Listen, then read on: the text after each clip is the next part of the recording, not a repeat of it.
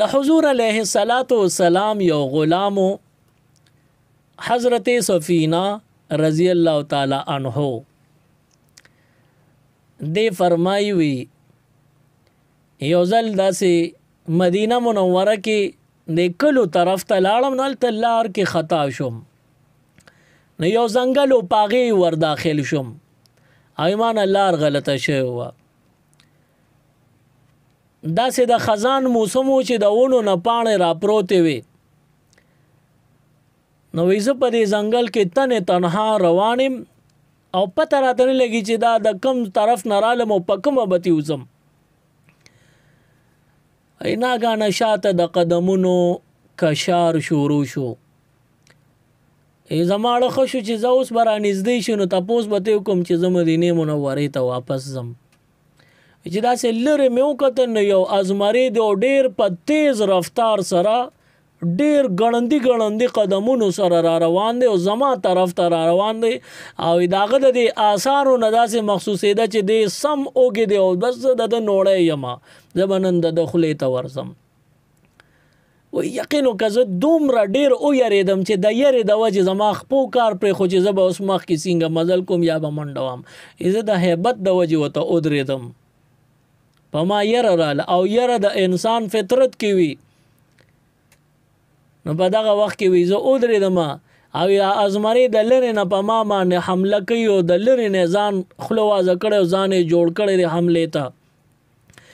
او بس ډېر یارې اخیستو مې ورته مې وی چې زه د محمد رسول الله غلام یم صلی الله علیه وسلم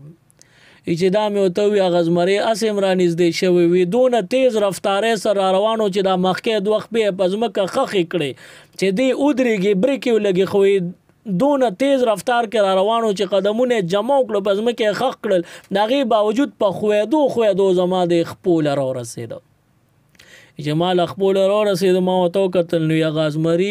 سر ټیټ کړی زما په خپو کې او ټیټ سر ولاړ دی خو څه خوله یې وخوځوله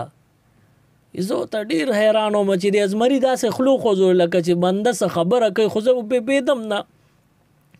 او بیا وی زما کې دومره هیبت ختم شو دونه ډاډ راته میلو شو چې په ازمري باندې مې خپه ورواړو لکه دې دور کې چې چاته موټر سایکل میلو شو خپه پې واړو یو ځان پې ورسوي وی ما ته لا نو معلوم هغه ازمري په خپله باندې روان شو مسجد نبوي طرف ته وی زه مسجد نبوي دروازې پورې ورسولم وی چې څنګه کوز شو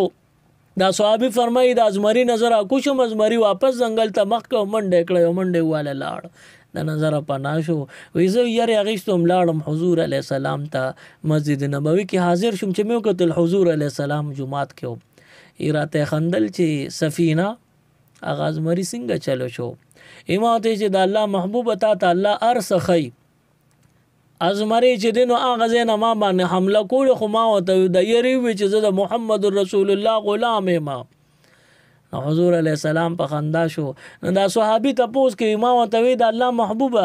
حضور علیه السلام نه تپوس کو چې د الله محبوبه د ازمري څه خلو خوځوله لکه چې ما له څه جواب راکم نو حضور علیه السلام ته فرمایي وی ته چې هلته ازمري راګیر کړی او ته پې کېناستې دغه وخت ما له جبرایل راغی چې اوس سفینه د ازمري په شا را روان کړی دی او ځان دلته یې دله را رسوي نو حضور علیه السلام فرمایي وي ما ته بیا جبرائیل وی چې دو ته دو وی چې زه د محمد رسول الله صلی الله علیه وسلم غلام یم نو ازمري ورته وایي چې سر یې ټیټ که چې ته د هغه غلام یې نو زه بیا ستا غلام یم زه زما څه کار تا ته ضرر در کوم او زه به ستا خدمت کوم وي ده ته را ټیټ شو دی په ځان سور کو دی خوا مسجد نبوي ته راورسوه